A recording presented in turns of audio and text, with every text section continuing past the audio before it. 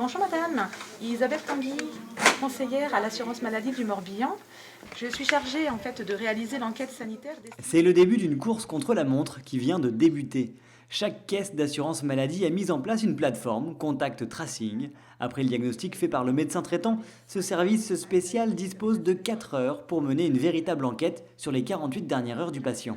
On reçoit la fiche envoyée par le médecin comme quoi le diagnostic est confirmé. Du coup, on vérifie avant qu'il a bien eu l'information par son médecin traitant. Je lui demande s'il a le temps adéquat à me consacrer. Donc c'est une trentaine de minutes pour le patient Covid, puisqu'il faut qu'on fasse tout le tour de ses contacts. Par contact, il faut comprendre toutes les personnes rencontrées de manière prolongée, 15 minutes, sans application des gestes barrières.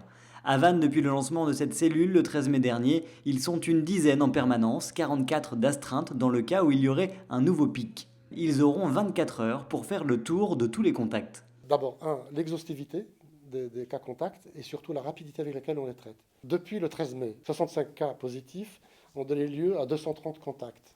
Ça reste modeste par rapport effectivement à l'explosion qu'on a vue tout à fait au début, mais ça veut dire que le virus circule, faiblement mais il circule.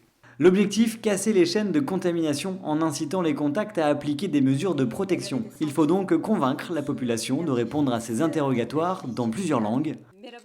L'assurance maladie mettra alors en œuvre l'accès à des masques, aux tests et à l'accompagnement.